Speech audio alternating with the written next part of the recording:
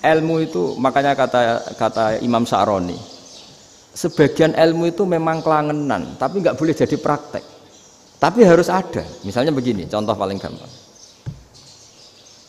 Dalam mazhab Syafi'i kan alat pensuci hanya dua, air dan tanah.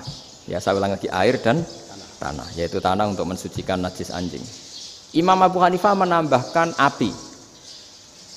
Mazhab Syafi'i itu agak kesulitan ketika ada batu bata dibikin dari tanah-tanah yang bercampur kotoran.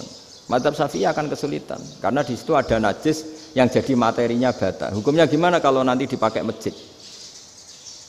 Tapi barokahnya ada beberapa mazhab. Abu Hanifah mengatakan dan api. Jadi apa tadi air, tanah, api. Alasannya masuk akal.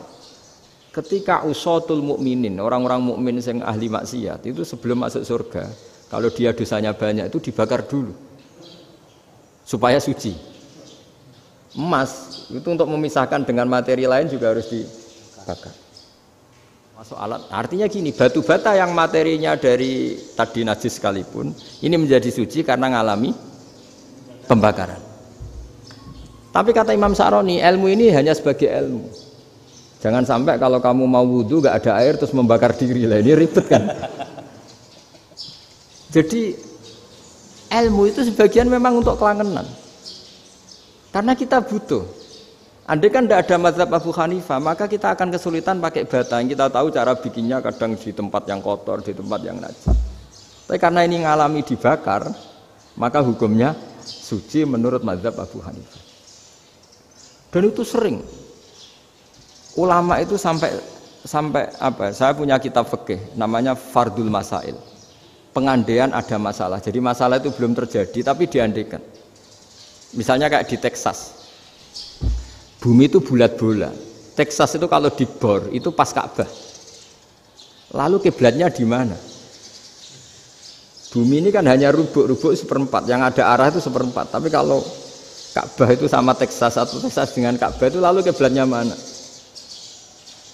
Maka ilmu mengatakan mara'ahu muslimuna hasanan fawa indahu hasanun. Kamu jangan nuruti ilmu hakikat tapi nuruti mindset. Kalau mainstreamnya orang banyak seperti itu, mindsetnya orang sana misalnya Ka'bah sana ya ikut sana. Tapi ini tidak mewakili hakikat karena kalau yang 380 derajat itu kan terus ribet. Makanya ini kesulitan di bab-bab fikih. Ya saya ulang lagi, kesulitan di bab-bab fikih. Makanya fikih itu selalu bicara, misalnya gini, ada orang sholat. Saya ulang lagi. Setelah salam pertama dia kentut, itu sholatnya batal apa enggak? Itu lama berdebat. Yang dikatakan rukun sholat itu salam pertama. Sehingga orang kalau sudah salam pertama, maka sudah keluar dari sholat. Maka kalau kentut gak apa-apa, wong yang keluar dari sholat itu salam pertama. Tapi lalu pertanyaannya, kenapa Nabi salam 2 kali? Lalu yang kedua gunanya apa? Ribet kan, partai ini kalah pasti kalau ditanya gitu. Tapi kalau ditanya dibalik, sholat itu satu ibadah yang dimulai dengan takbir, yang diakhiri dengan salam. Berarti salam pertama itu pengakhir apa nunggu salam kedua? Pertama, di semua ulama bilang salam pertama. Kalau salam pertama sudah pengakhir, berarti pembatalan setelah itu nggak punya efek, nggak punya akibat. Itu kan ribet. Debat fikih itu memang ribet. Fikih itu memang senam otak karena pertanyaannya mirip-mirip seperti itu. Nah, sampean milih mana? Milih salam pertama apa salam kedua? Pasti ulama milih salam pertama. Jadi anehnya fikih itu di situ. Misalnya orang mati, takbir itu berapa kali? 4 kali. Andai kan takbir 5 kali itu batal apa enggak? Satu ulama mengatakan 5 kali itu batal.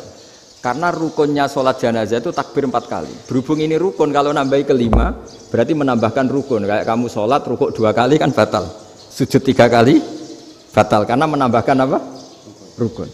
Berarti kalau takbir 5 kali, batal.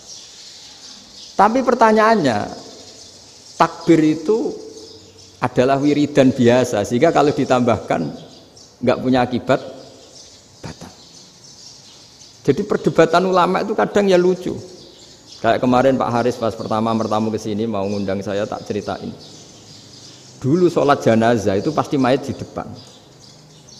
Karena lazimnya sholat jenazah itu mayat di depan. Tapi mulai dulu lama sudah berpendapat, andai kan jenazahnya di belakang pun tetap sah.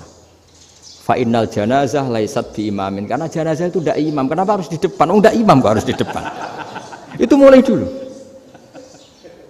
Sehingga ketika Arab Saudi pernah mengalami tragedi, ada orang yang dibungkus kayak mayit, ternyata senjata. Setelah di dekat Ka'bah dipakai. Dulu tragedi tahun berapa itu?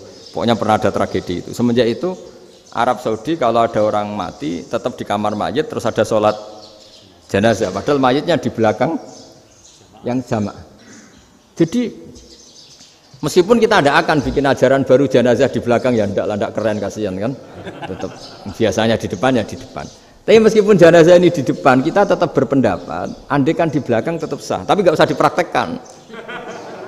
Nah pentingnya ilmu ini begini. Saya misalnya di Rembang, boleh nggak nyolati ghaib jenazah yang di Surabaya? Boleh kan?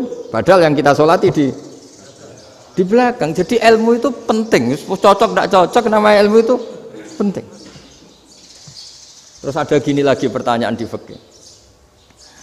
Memang saya sengaja akan ngaji fikih. Kalau ngaji intelektualitas orang Muhammadiyah juara lah.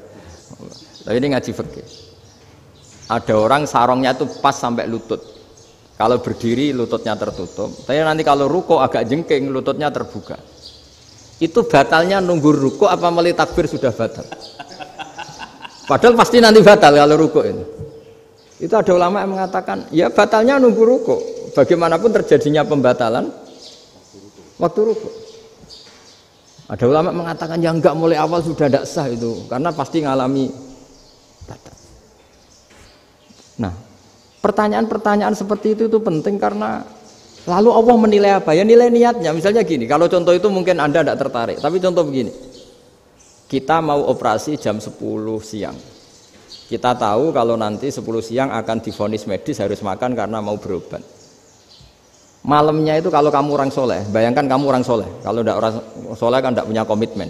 Kamu milih niat puasa, apa enggak jam 10 mesti mokak menisan raposo. Kamu orang soleh.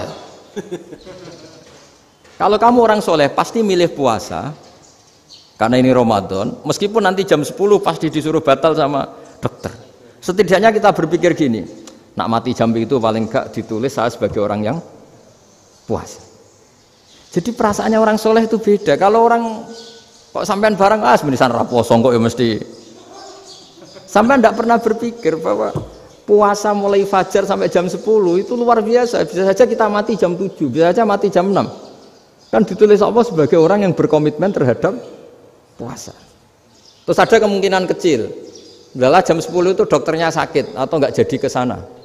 Berarti kamu kan nggak jadi buka. Kan ya mungkin juga. Sama yang tadi. Delala sebelum ruko ono wong sing nyarongi sampean. Sehingga sholatnya normal. Kamu tidak menemukan pakaian yang pas, jebule pas setelah ruko, mau ruko, ono wong wah sholatnya kira bener disarongi. Itu agama. Jadi agama itu dimulai dari mana coba? Dimulai dari niat, dari komitmen.